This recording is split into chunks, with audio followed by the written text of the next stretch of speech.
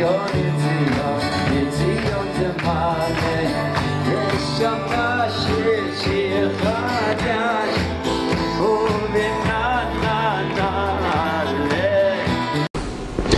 hi everybody, first a Chodesh Tov, and even though it's a leap year, and when we say Mishenichnas Adar Marbin B'Simcha, so technically it applies to Adar Sheni, because that's the month of Purim, but you're allowed to be Machmir. There's no Isser of Baal Tosef, of adding to the Torah, so you can have Simcha in the Chodesh of Adar Rishon as well.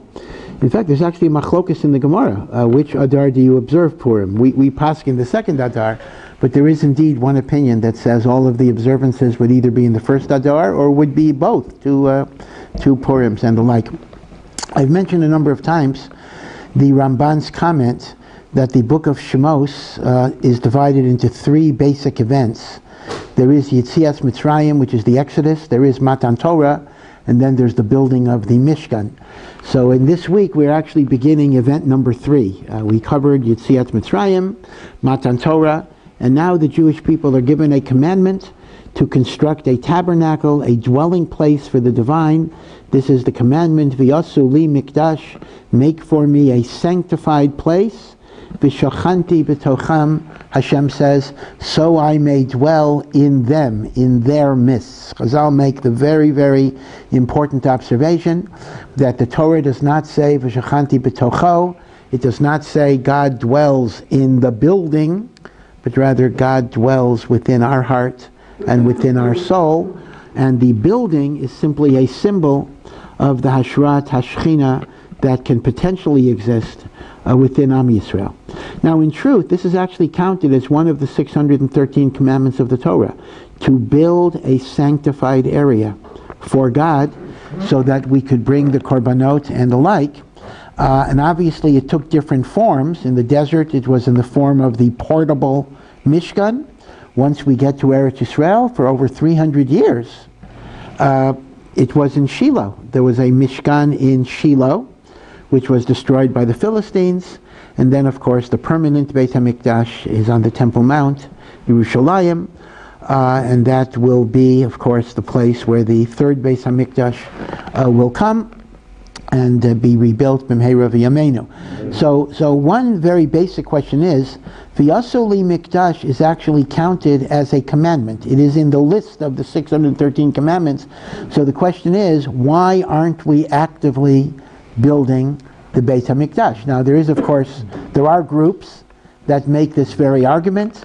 The people of the Temple Mount and the like, they basically say it's a mitzvah taseh to build a Beit HaMikdash, and therefore if we have to bomb a mosque or whatever it is, some say the architecture is such that the whole Temple Mount may collapse anyway, so in a sense natural weakness of the ground may facilitate the reconstruction of the Beit HaMikdash. But let me just explain, just from a technical Halakhic standpoint, in spite of the fact that there is a mitzvah taseh of binyan Beit HaMikdash, why do most religious Jews, even most rabbis, most poskim, do not actively pursue that particular agenda? So really it's based on an interesting machlokes, Rashi and the Rambam. The Rambam, at the end of the Laws of Kings, at the end of Hilchot Melachim, where the Rambam describes the Messianic era, and the Rambam describes the role and the function of Mashiach. Right? Mashiach is a human being. He will be a descendant of David HaMelech, and his job is lekabetz nitchei Yisrael, to gather the dispersed of Israel, bring them back to Eretz Yisrael if they haven't yet come. And then the Rambam says that the ultimate proof that somebody is the Mashiach is if he successfully builds the Beit HaMikdash.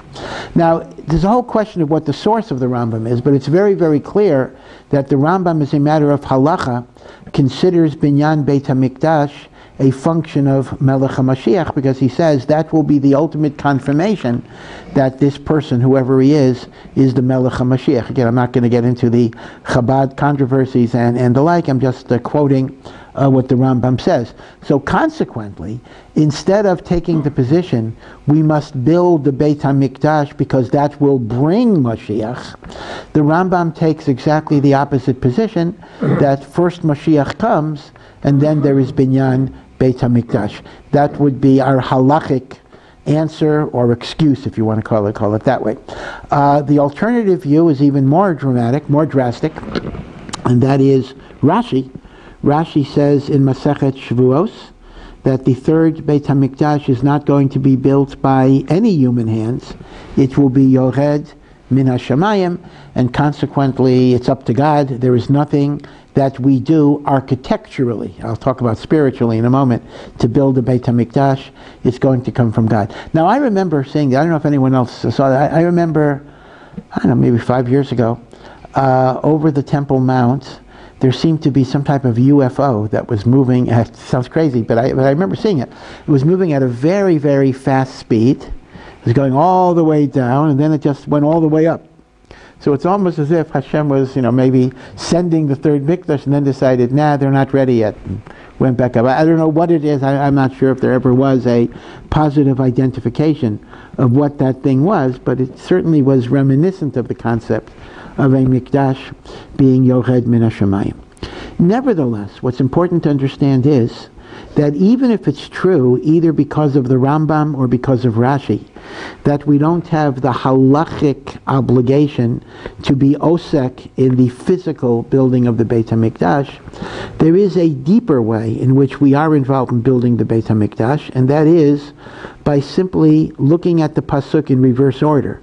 If we build a temple so that God will dwell within our heart and our soul, then it may stand to reason, as we prepare our heart and our soul to receive God's Shekinah, we then become worthy of the Beit HaMikdash. So essentially, therefore, Bizman Hazeh, until the coming of the Mashiach, the mitzvah of Yasu Li Mikdash is fulfilled not by architecture and not by physical building, but by creating an environment within our own personalities where the divine presence is worthy of residing.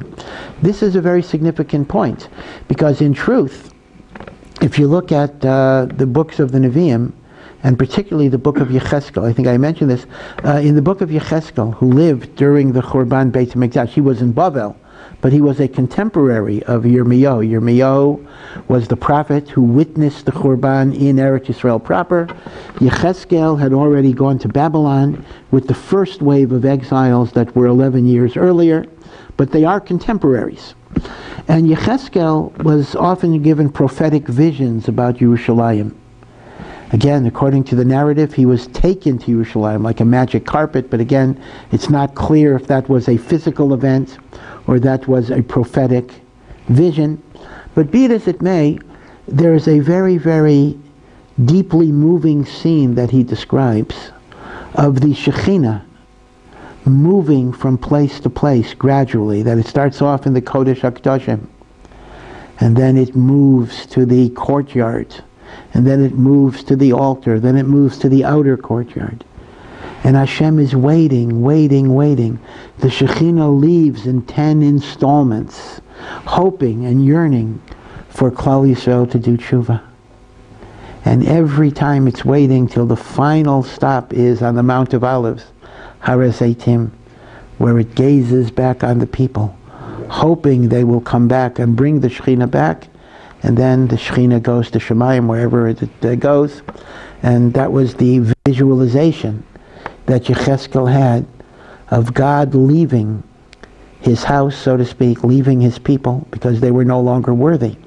And the Medrash tells us, when Nebuchadnezzar, the king of Babylon, destroyed the first Beis HaMikdash, he was very proud of himself, because he thought he vanquished the supreme God of Israel. And that showed how powerful he was. And a voice from heaven said to him, "You didn't destroy my house. I wasn't living there anymore. I moved out. And therefore, Kimcha Tachina Tachant. You ground up flour that was already ground up." Which actually means the actual Churban Beit HaMikdash was not on Tisha B'Av. Tisha B'Av was the destruction of a building. But the actual Churban occurred on some unknown day, so to speak, when a critical mass was achieved, that we were no longer worthy of the Shekinah in our heart and in our soul. And therefore, this is our mitzvah of Binyan Beis HaMikdash, to make our hearts and our soul a place for God's presence to reside, and then we are zocha to the Beis HaMikdash. By the way, it's an interesting point the Ramban makes. The Ramban in the Hakdama to Shmos points out that the Mishkan and later the Beis HaMikdash is really a replica of the tent, the home of Avraham and Sarah. If you remember, when the pasuk says, when a little Rivka was only 3 years old, according to one medrash, when Rivka was brought into the tent of Sarah, Yitzchak's mother, so Yitzchak was comforted.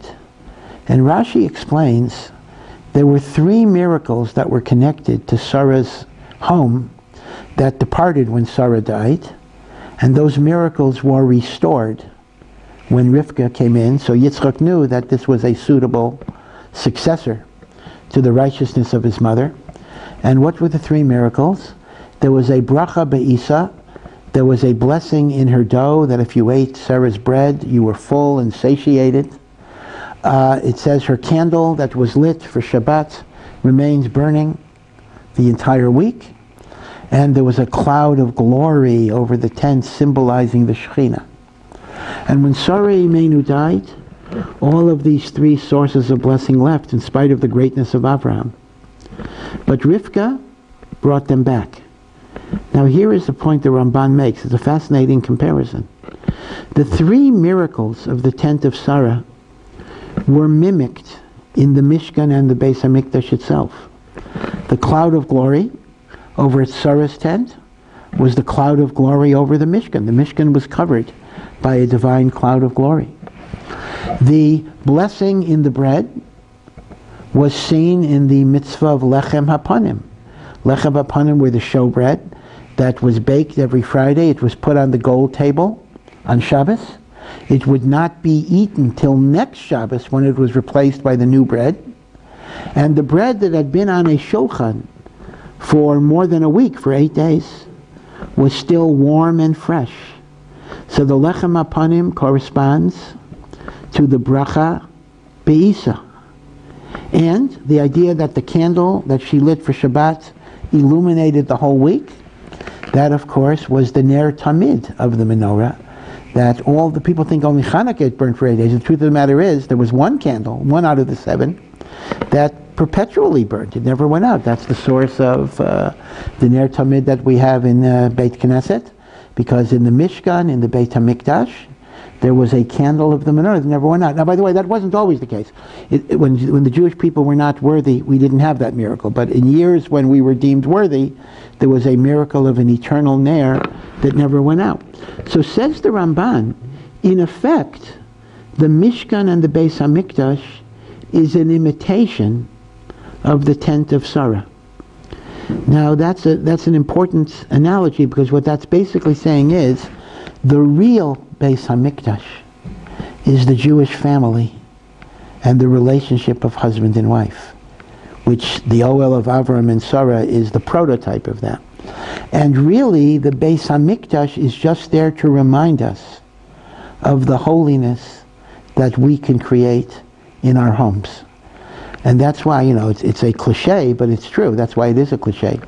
That the holiest institution in Judaism is not the Beis Knesset or the yeshiva. It is the Jewish home, the relationship of husband and wife and parent and child. And that is why, indeed, the halakha is very clear that the first institution that a Jewish community must financially support is the building of a mikveh, because it is a mikveh that enables the relationship of husband and wife, and that has priority. A mikveh has priority over even a Beis Knesset and a yeshiva. Now, Baruch Hashem, here in Eretz Yisrael, you have the Rabbanut and the religious councils take care of it, so it's very rare that you as an individual will have to kind of contribute to building a mikveh. But in the United States, it's still a major issue. Communities sometimes don't have mikvahs, and individuals have to realize that that is the single most important institution for people to support, because after all, it is the Jewish home that is the Beis HaMikdash and the Makam of Hashras Hashchina. And that is why Chazal say, Ish ve'isha Shekinah Sheruya Beinehem. When there's a husband and a wife, the God's divine presence is with them. I'm sure you've heard this word either at your Sheva Brachos or the Sheva Brachos of your children or your grandchildren. It's a very well-known Gemara, just a Gemara, that says Ish and Isha have two common letters, Aleph and Shin, and the man has a Yud and the woman has a Hey, right? Ish, Isha, and the Yud and the Hey spell God's name. They are the first two letters of the Shem HaMeforish, Ka. So the concept is, I'm sure you've heard the Gemara, when there is God in the marriage, men and women are functioning as men and women in a proper way.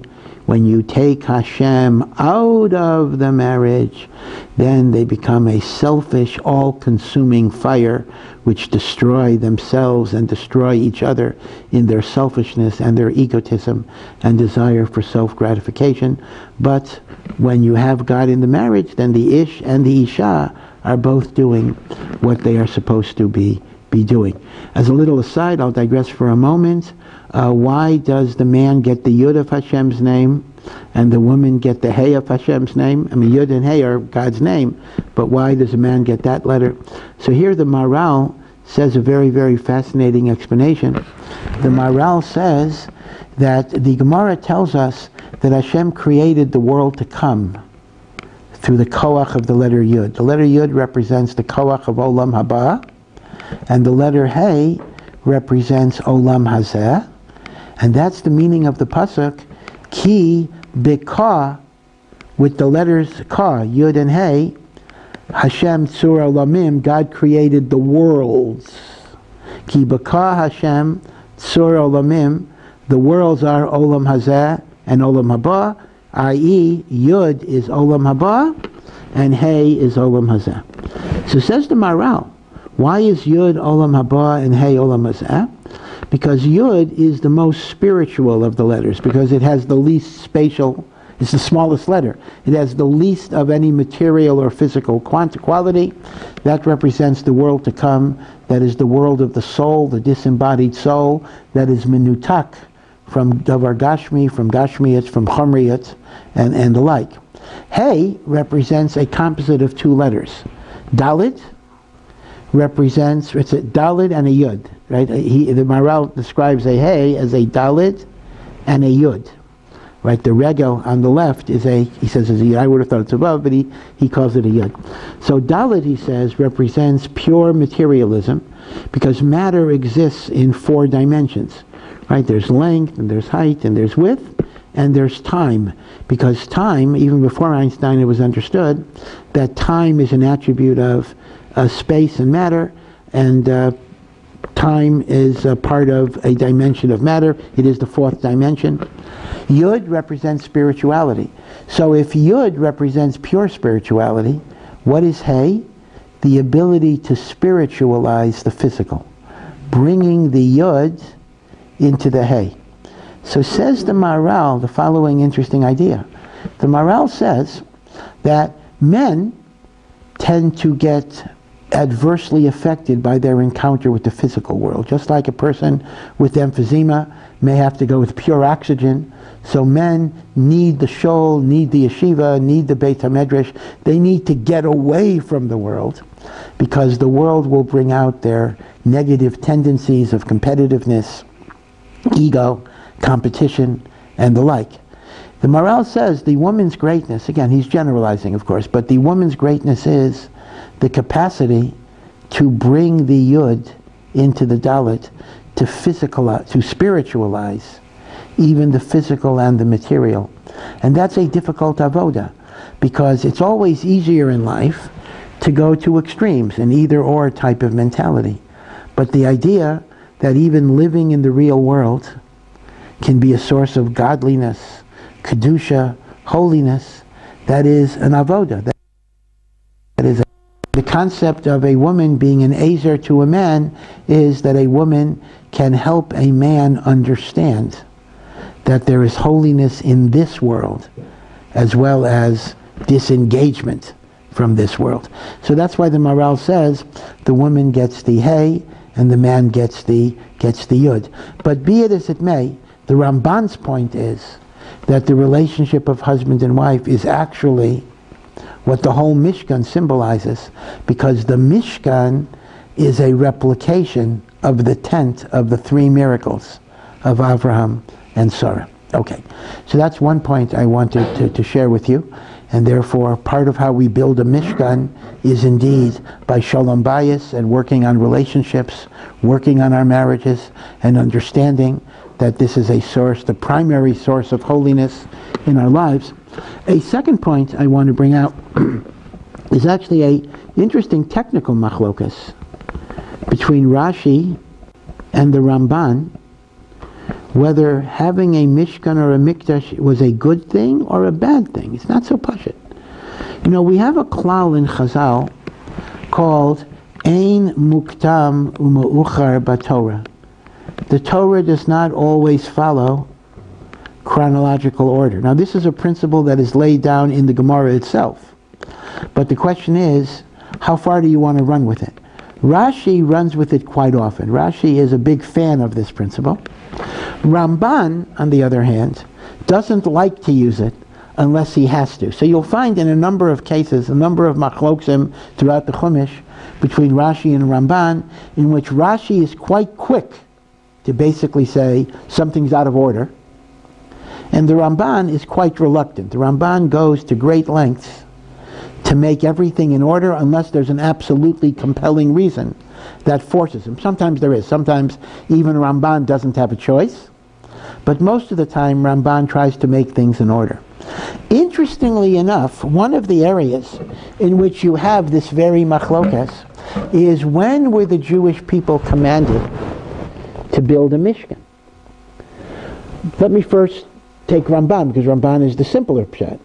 In the Chumash, Moshe Rabbeinu goes up to Har Sinai for 40 days, and that's the end of Mishpatim. He's on Har Sinai for 40 days, and following that pasuk is Truma building a Mishkan, which means, b'pashtus, if I ask you, when was Moshe Rabbeinu given the commandment to build a Mishkan?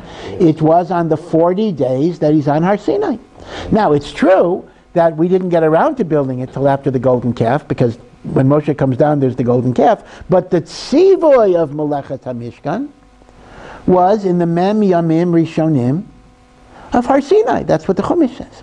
And that's exactly what the Ramban learns. The Ramban learns, exactly as you would assume from a cursory reading of the Chumash, that Moshe Rabbeinu was commanded to build, to tell Bnei Yisrael to build a Mishkan when he's up there in Har Sinai. Rashi says not. Rashi Bedafka says, quite amazingly, Rashi takes 2.5 parshiyos.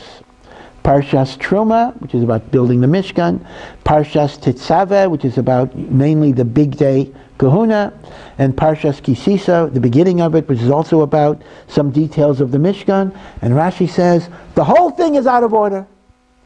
The Jewish people were not commanded, and Moshe was not commanded, to build a Mishkan till after the Chet HaEgel, and the Mishkan was a response to the Chet HaEgel. Had there not been a Chet HaEgel, there wouldn't have been a Mishkan. That is how Rashi learns. Rashi says the Mishkan was a divinely ordained response to the Chet HaEgel. But the one thing Rashi doesn't say is, well, why would that be so? In what way is the Mishkan correlated to the Chet HaEgel? Yeah. If we need a physical symbol. Right. So here are a few points. So let me just mention three different explanations of how does Mishkan correlate to Chet HaEgel according to Rashi. The first is based on a comment of the Seporno. Now, the Seporno does not quote Rashi. The Seporno lived in the 1500s, the 16th century. He was in Italy. Seporno is one of the great commentaries on the Chumash. The Seporno himself was both a doctor, a physician, and he was a Hebrew tutor to a number of important cardinals in the Catholic Church. So the Seporno actually had quite a strong connection to many leaders of the church, to which he used in good stead to help the Jewish people in various ways. And his Perush is one of the great Perushim on the Chumash. And here is what he says. He says, in an ideal world, we would not need a Beit HaMikdash or a Mishkan, because God would be accessible everywhere. A Beit HaMikdash is already putting limits. It's saying God is approached certain times, certain places, by certain people, Kohanim, certain rituals. And as wonderful as this is, and it is a wonderful thing, but it does connote a certain amount of distancing, a certain boundary. The ideal world would be, the whole world would be a Beit HaMikdash, in which we glorify God. So consequently, the Seporno actually asserts, had there not been a Chet HaEgel, Hashem's Shekinah would not be limited to a particular designated place, but it would be Malei Kol Haaretz, Kavodo, and therefore the Mishkan is a monument to our spiritual failure that required a certain limiting of our access to God in that particular way. Now, that's a very interesting point, meaning the Seporno actually asserts that the ideal world would be a world where you don't need a Beit HaMikdash. Now, that does raise a theological problem, because we believe that when Mashiach comes, etc., and the world gets perfected, there's going to be a Beit HaMikdash. Why would that be the case?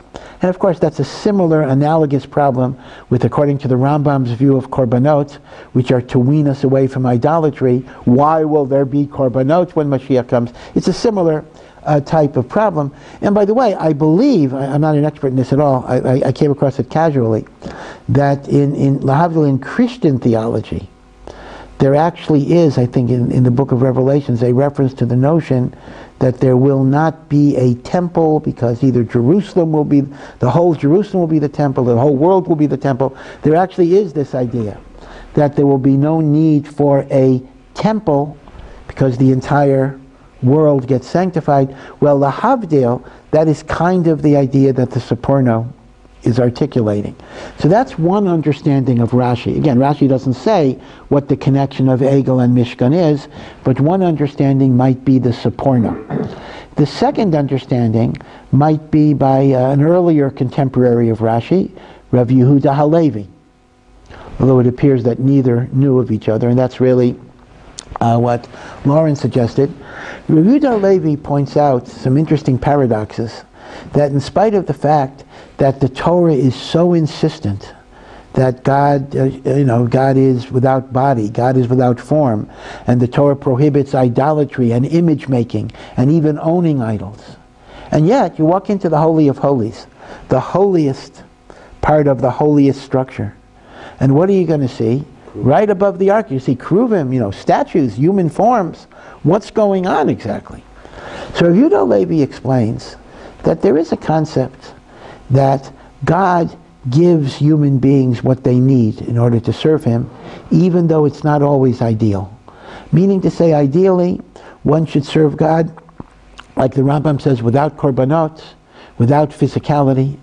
God is without body, God is without physical need. And the way I connect to Hashem should be by meditation, contemplation, reflection, prayer, good deeds, study. Again, the Rambam made very much of the same point. And yet, once human beings demonstrate, they have a need for physicality, because they can't relate to a God that has no characteristics that they have in common. So HaKadosh Baruch Hu will create a structure that will incorporate certain aspects of physicality that ideally should not have been necessary. And therefore, Rav Yehuda Halevi says, the Chet HaEgel was actually a desire for some type of physical representation of God. Now, Rav Yehuda Halevi writes that they certainly did not think that the golden calf that they manufactured was in fact their God. In fact, you see very clearly from the text itself that the impetus for creating a golden calf or creating a statue was Moshe Rabbeinu isn't here. They said, Kum aseh lanu Elohim. Let us make, although Elohim is translated as God, but it really means let us make a power, asher yelchu lefanenu, that shall go before us as a leader. Ki zeh Moshe ha'ish. Because Moshe, the man, now that's a superfluous word, but it's as if to say, we know Moshe's not God. Moshe's only a man, but that man Moshe, we don't know where he is. He didn't come down yet. So it's very clear that the Egel is not a substitute for God. The Egel is a substitute for Moshe. And Moshe himself is not perceived as a God, because Moshe is described as Moshe Ha'ish. So the Kuzari explains, Rabbi Halevi explains, that the Jewish people needed, we don't really understand this process that well, they needed some type of intermediary. They needed a spiritual channeler. They did not feel they could receive divine energy unless it came through a particular force. Moshe was that intermediary force. They then thought the Egel could somehow be a channeler of that divine energy. In other words, they needed some physical representation of their connection to the divine. That was a spiritual and intellectual failing. They shouldn't have needed it, but they did need it. They could not connect to God other than through that physicality. So says Rav Yehuda Halevi, if that's what you need, then HaKadosh Baruch Hu will give you that structure, but it has to be subject to His regulation, His rule. He gives you the structure, but He also distances it. Yes, there are these statues, but they're put away in a place that nobody ever gets to see, etc. They're there. They can be the placebo, so to speak, that give you a sense that you're connecting to God through physicality and the like. It's similar to what the Gemara makes the point even by tray food. The Gemara says, every tray food that God prohibited you, there is something kosher that tastes just like it, except it identifies one fish that you can't get in a kosher variety. But except for that one fish, whatever that is, says everything is going to have something that has a permissible analogy. In fact, by the way, that's very important in raising our children as well. We can't just raise our children by giving them a bunch of no's. For every no, there should be a yes, meaning to say everything we take away, there should be something that we're able to give them in a good and positive way. So Yiddishkeit shouldn't be seen just as a bunch of burdens and a bunch of restrictions. So according to Yehuda Halevi, so again, the Saporno said that the Mishkan represents God's decision that we are undeserving of unlimited access, so He created boundaries and containment. That's the Saporno. The Kuzari looks at it as an act of kindness in God accommodating our limitations as people by giving us a physical way of connecting to Him, which had we not sinned and had we not shown that we needed that particular way, ideally it wouldn't have existed. There is a third way of looking at it, which is maybe the simplest way, and that is based on the Medrash Rabbah, that simply says the Mishkan was a tangible demonstration of God forgiving the sin of the golden calf. In other words, the Mishkan is a gift to us representing the notion of forgiveness, salicha, kapara, and the like. Right? So these are three different implications of Rashi's Shita, that the Mishkan is a response to the Chet HaEgel. One is it represents containment and withdrawal of the Shekinah, which is kind of a punishment. The other is an accommodation of our limitations. And the third is a sign of divine forgiveness and grace. Of course, that third explanation would justify why we have it when Mashiach comes and the like, because it is a sign of divine love. But all of this, the common denominator of all of these three explanations is that they are explaining why the Mishkan comes in response to the Egel. Now remember, all of that is just Rashi's opinion. Like the Ramban's opinion, there would have been a Mishkan anyway. So the Mishkan is not a response to the Egel. Right? So this is a very important machlokes. According to the Ramban, the Torah is going in order. According to Rashi, this is an example of Ein Muktam U'Meuchar B'Torah. Yeah. We're waiting for the truth. So the truth? Well, listen, I don't decide between Rashi and Ramban. I don't know. It's hard for me to say what the truth is. I do know that it seems that virtually every commentator that I know does assume that there will be a Beit HaMikdash when Mashiach comes. So the notion that the Beit HaMikdash is either an accommodation to our limitations or a sign of divine disfavor by withdrawal seems not to be supported by that. That much I think is going to have some difficulty. Okay, but be it as it may, whether we look at this as a post-Chet HaEgel command or a pre-Chet HaEgel command, it ultimately is a command. And although, as I indicated in the beginning of my words, we are not commanded to physically build a Beis HaMikdash, but we are commanded to try to create a dwelling place for Hashem in our heart and our soul. And this is the source of the famous words, which are beautiful nigun, but they originate from the Sefer Charedim, Bilvavi Mishkan Evneh. I will build in my heart a Mishkan for HaKadosh Baruch Hu. And that is our job in life, to make ourselves a dwelling place for the divine. Now, if that's the case, then obviously you can look at the pratim in terms of how they built the Mishkan and then try to extrapolate how it applies to how I build a Mikdash for Hashem in my life. So let me just mention a very nice ha'ara from the Or HaChaim HaKadosh. Actually, last week I mentioned the Or HaChaim in Yisro, and this week I'll mention in Parshas Truma. And that is, when Moshe Rabbeinu was told to assemble materials for the Mishkan, so it mentions Zahav, Kesef, Nechoshes, gold, silver, copper, meaning it seems to go from the most precious going down to cheles, wool, etc.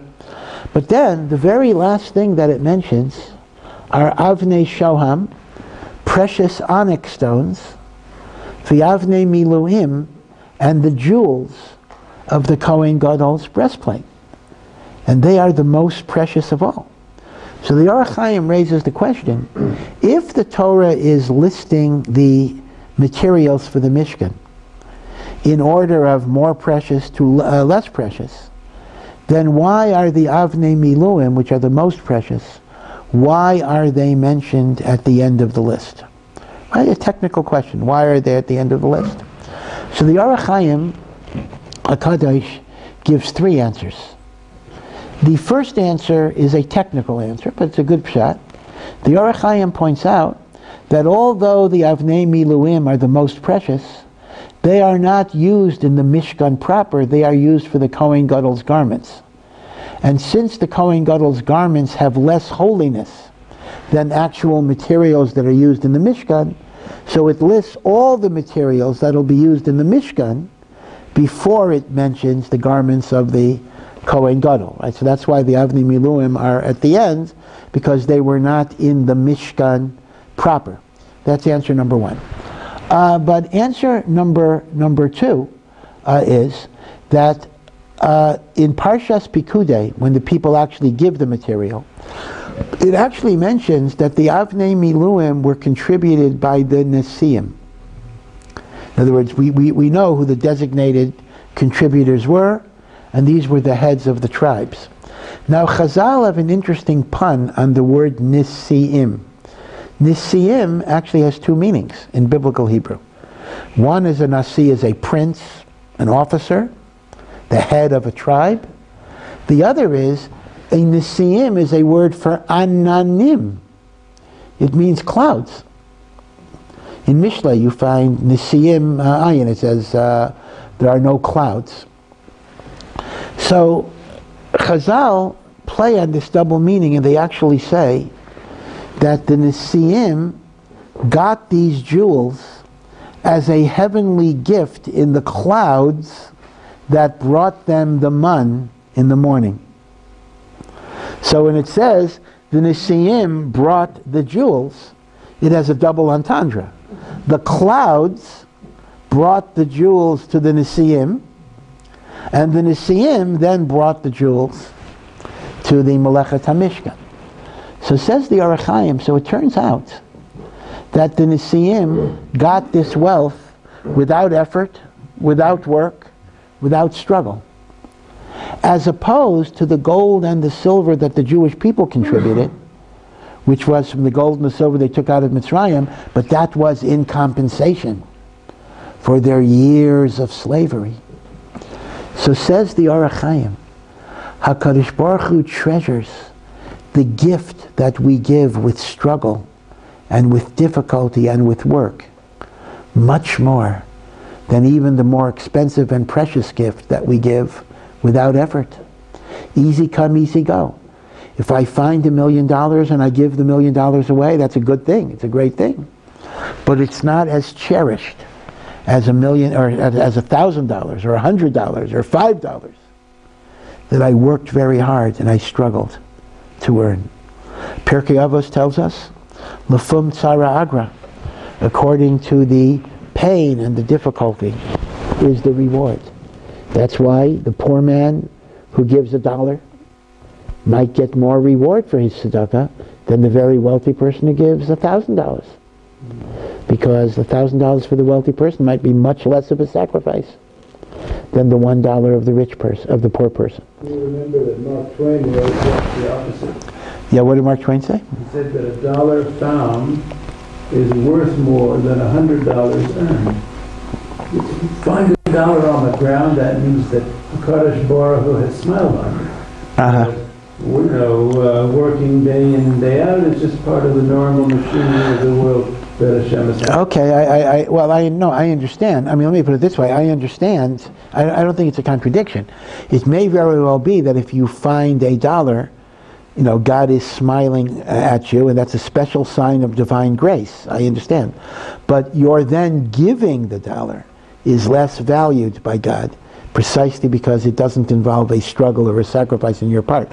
Mark Twain is focusing on getting the $1. I'm focusing on giving the $1. Now, this itself is an important lesson in Avodat Hashem, because I defend Mark. Mark Twain and I are kind of landsmen a little bit, because although he did not grow up in Connecticut, he spent his adult years in Hartford, Connecticut, and I am from Hartford, Connecticut. So we used to make numerous trips to the Mark Twain house in West Hartford. So we have Mark Twain and I have a connection. But okay, in any event, this is an important lesson in Avodas Hashem generally, and that is the idea that it's the effort that Hashem is machshiv even more than the tangible accomplishment. I'm not sure if I mentioned this, forgive me if I'm repeating, but years ago I was involved with NCSY, and don't tell anybody, and Motzei Shabbos, they have a kumsitz. And all of these kids, most of them from high school, they get up and they tell their stories, and it's kind of an emotional time. It's it's dark in the room, etc. And people tell stories and they cry. It's very very emotional. So there was a 14-year-old girl who got up, I remember, and she came from a non-religious family, a public school student. And not only were her parents not Shomer Shabbos, but her parents were very antagonistic to her doing anything religious, and they just didn't allow her to do anything. So she described the scene that was totally bizarre, surrealistic. She said that Friday night she waited till her parents were asleep at 11 o'clock. She would go into the bathroom. She would light Shabbos candles that she had hidden away, 11 o'clock at night. She would make a bracha in the bathroom. She would then blow out the candles and turn on the fan to blow away the smoke so it would not be detected. Now, you could actually give this as a smicha test. Identify how many halakhic violations have been committed, right? And you'll get credit based on, the more you can identify that is wrong with this picture, that the more learned you are. And, she did everything wrong. I mean, sins, chilul Shabbos, and bracha in the bathroom, and muktzah, everything wrong. And yet, I can't help feeling, I can't say I know, that in Shemayim, HaKadosh Baruch Hu looks at this young lady in a very, very special way. Because here, she struggled to serve Hashem in the best way that she could. And she did the best that she could, no matter how hard it was. As opposed, let's say, and it could very well be, that what she did with all of the Chilul Shabbos might conceivably be in Shemayim even greater than what we do with Baruch Hashem. We're in Yerushalayim, we keep Shabbos. It's a struggle for everybody, but Baruch Hashem, it's relatively easy, convenient. So who knows? What does Hashem look at? The action, of course, is important. But it's also the struggle and the sacrifice, the Mesiras Nefesh. I mentioned earlier, Lechem HaPanim. I mentioned the Showbread. So there's a famous story, it's brought down in the Ari's writings, about a simple person who had heard about the Showbread. And he said, wow, I want to do that too. So every Friday he would bake 12 chalos. And he put them in the Aron HaKodesh. He figured this would be his korban to God. And the shamash he would clean up before davening, would open up the Aron HaKodesh, he would see the 12 chalos, he would just take them for himself. So Shabbos morning, when they opened the ark, and the guy saw that the chalos were gone, he said, Hashem took my korban. And he did it the next week. And the next week, and the next week. And every week the shamash took 12 chalos home. So the man is so excited. He says, Hashem loves my korban. It's beautiful. So one day he's coming in Friday afternoon, and the Rav of the show happens to walk in. And he sees a guy putting 12 loaves of bread in the Aron HaKodesh. He says, what are you doing? Why are you putting the bread there? So the person is so excited. He says, Rebbe, every Friday I bring a korban to Hashem, lechem upon him. And every Shabbos Hashem takes it because I see the next morning it's not there. So the Rebbe said, are you crazy? What do you think you're doing? Of course the shamash takes the bread. I guess the Rav knew the shamash. The shamash takes the bread.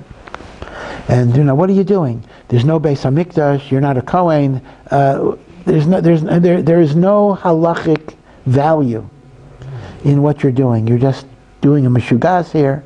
It counts for nothing. So the man was crestfallen.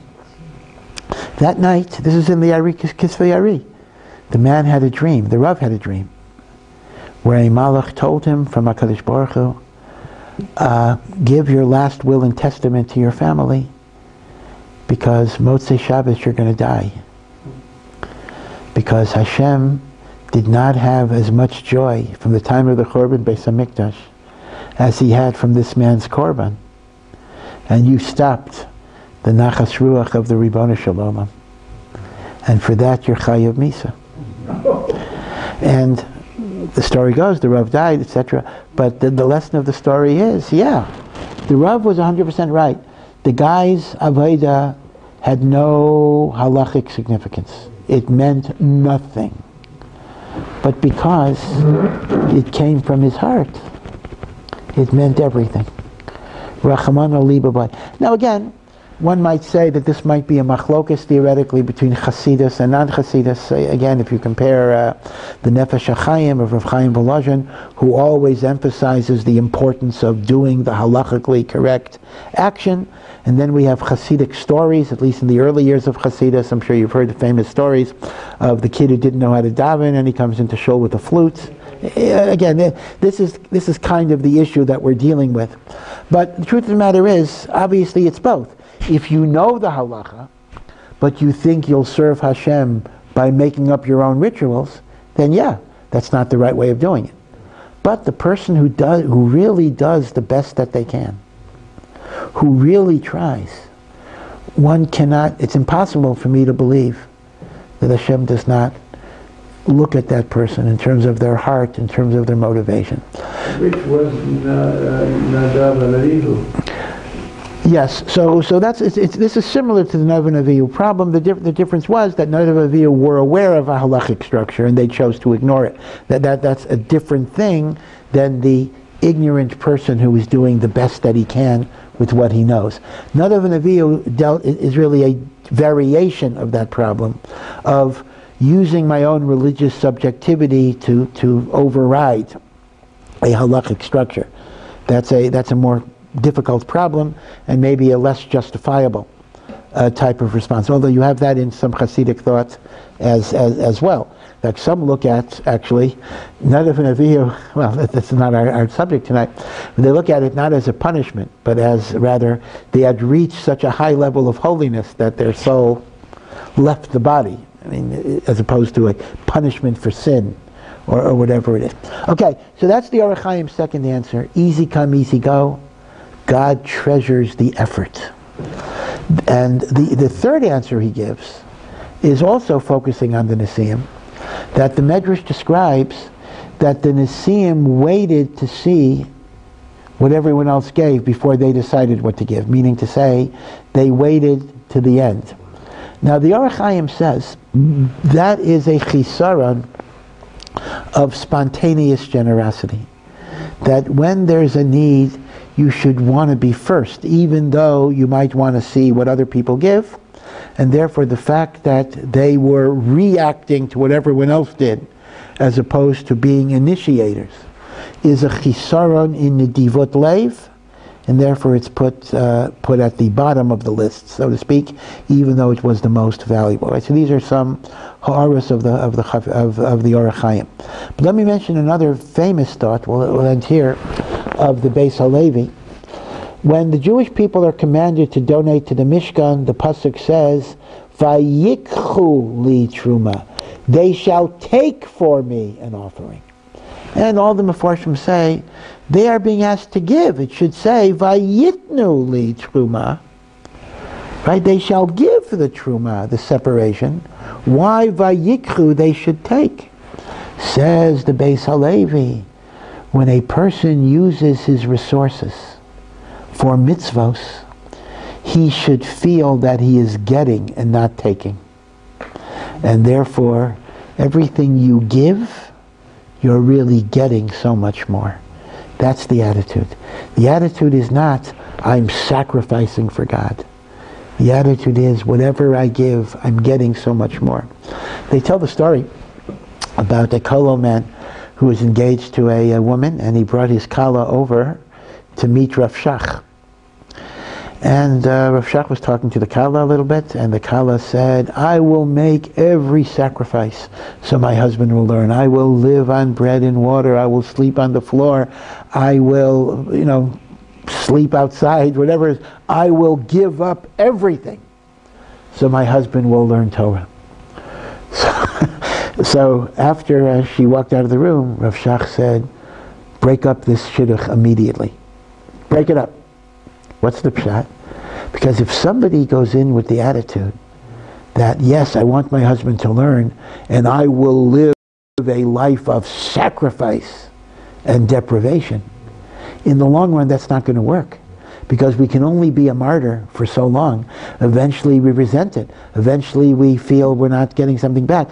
Rather, Rav Shach says the attitude has to be, I'm not a martyr, I'm not giving something up. The pleasure and the joy is so much greater. Right? So consequently, the concept of I'm giving up for Hashem doesn't really work in the long run. It has to be I'm getting so much from my relationship to HaKadosh Baruch Hu. They tell the story, the Alter of Nevardik, the old man of Nevardik, Rabbi, one of Rabbi Sosalanter's Talmidim, who was very, very extreme in many, many ways. He was a hermit for 2 years. They wanted to break down the house. He locked himself. He literally bricked himself into a house. He couldn't get out. And for 2 years, people just fed him food through the holes. And because he wanted to just, he could literally not leave the house. He was very, very extreme. But after he left the house, eventually they tore down the house. He built 150 yeshivas. So he went from one extreme to the other. But the story goes that when he was collecting money for his hundreds of yeshivas, he got money out of the biggest misers.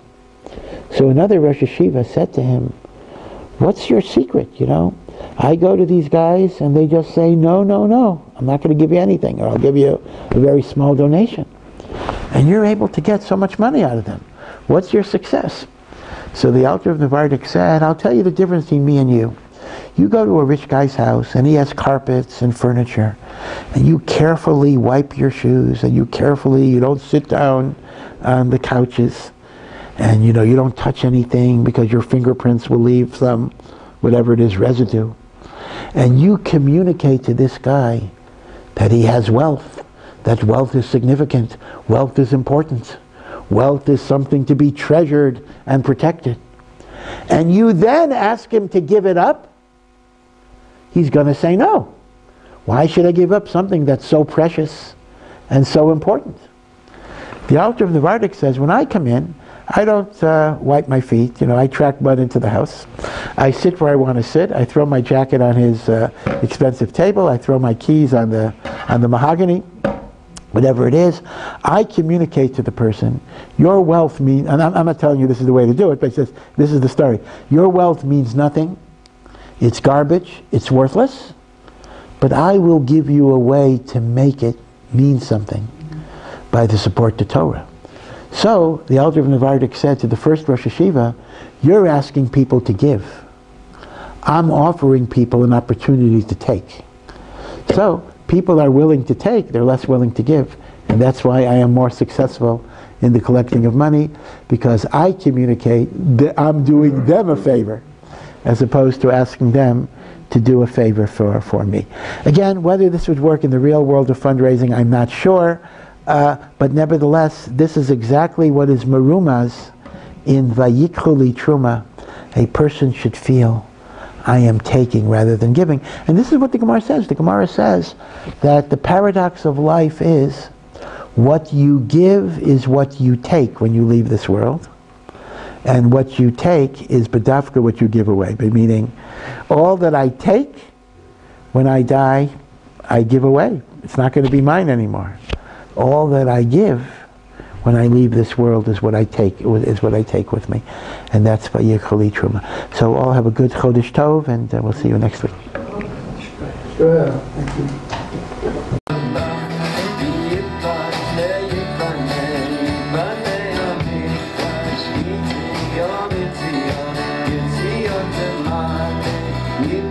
Yeah.